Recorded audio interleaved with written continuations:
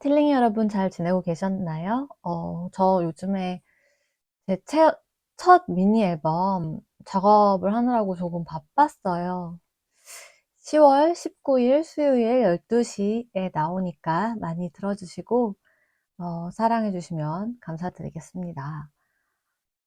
음, 제가 또 다른 유튜브 채널 있거든요.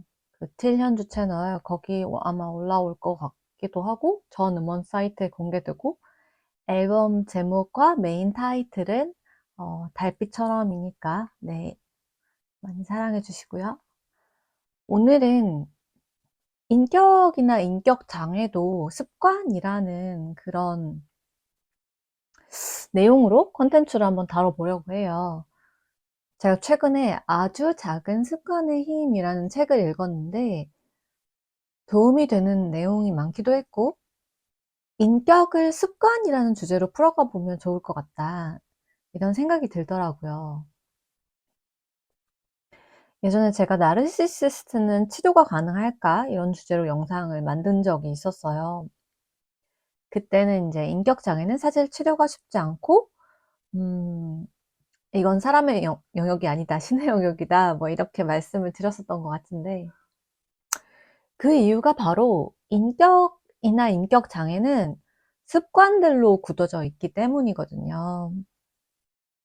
이 아주 작은 습관의 힘은 우리 자신이나 우리의 삶이 사실은 여러 개의 습관들로 이루어져 있다고 해도 전부라고 할 정도로 습관이 중요하다라는 점을 잘 얘기를 해주고 있어요. 우리에게 너무 익숙하기에 습관은 잘 인지되지는 않지만 무의식에 깊이 자리 잡고 있어서 우리의 생각과 말과 행동을 결정한다고 봐야 하는 거죠. 이 책은 이러한 습관의 습성들과 그것을 관찰하고 변화시키는 방법들에 대해서 잘 안내해주고 있어요. 습관은 우리 삶의 시스템을 이루고 있고, 이것을 어떻게 잘 운영해 나갈 것인지 계속 고민하는 것은 큰 차이를 만들어낸다는 거죠. 역시 인생에서 중요한 거는 사실 굉장히 사소해 보이는 것들에서 비롯된다는 걸 좀 다시 한번 느끼게 됐던 것 같아요.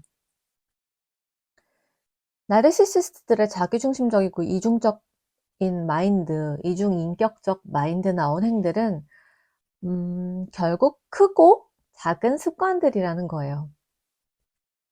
이 습관들은 겉으로 보이는 차원뿐 아니라 보이지 않는 뇌의 기능과 작용과도 밀접한 연관이 있다고 합니다.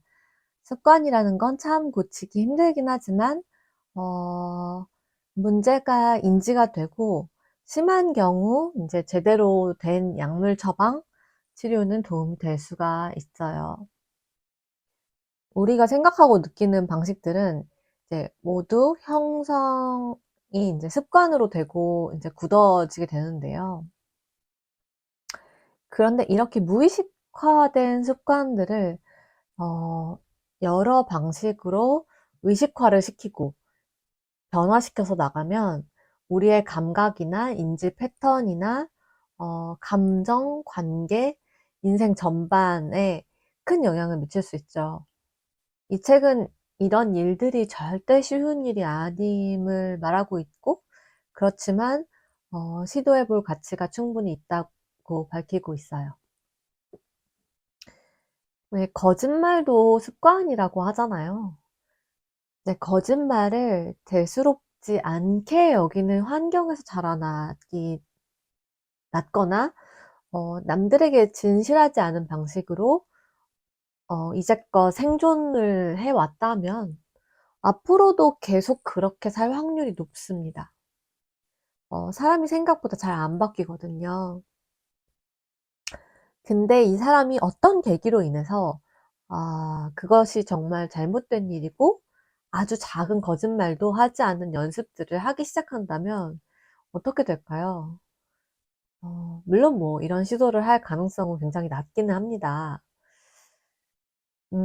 인격이나 인격 장애를 습관의 차원에서 바라보면 이게 이제 자신이나 혹은 타인에 의한 학습 혹은 잘못된 학습의 결과라고 볼 수 있어요. 그러니까 습관은 정체성과 가치체계 전반과 연관되어 있기 때문에 이에 대해서 전체적인 성찰과 변화 의지가 있어야만 개선의 가능성이 있다고 볼 수 있죠. 습관 재형성은 어렵고 번거롭고 불편한 작업이지만 결국 우리 자신이나 우리 인생이 습관 그 이상도 그 이하도 아님을 인지하니까 좀 새롭기도 하고 동기부여도 많이 되는 것 같더라고요. 좋은 습관들을 잘 길러나가고 건강하지 않은 습관들을 다른 방식으로 이제 변화를 연구해 가야겠다 이런 생각을 많이 하게 된 독서였어요. 여러분들은 자신의 습관들을 얼마나 인지하고 계신가요? 사소해 보이는 것들이 실상은 그렇지 않음을 느끼면서 더 보람 있고 건강한 방향으로 나가시면 좋겠습니다. 그럼 틸링이 여러분, 오늘도 조금 더 행복한 하루 되시고요. 저는 다음에 뵐게요. 틸바.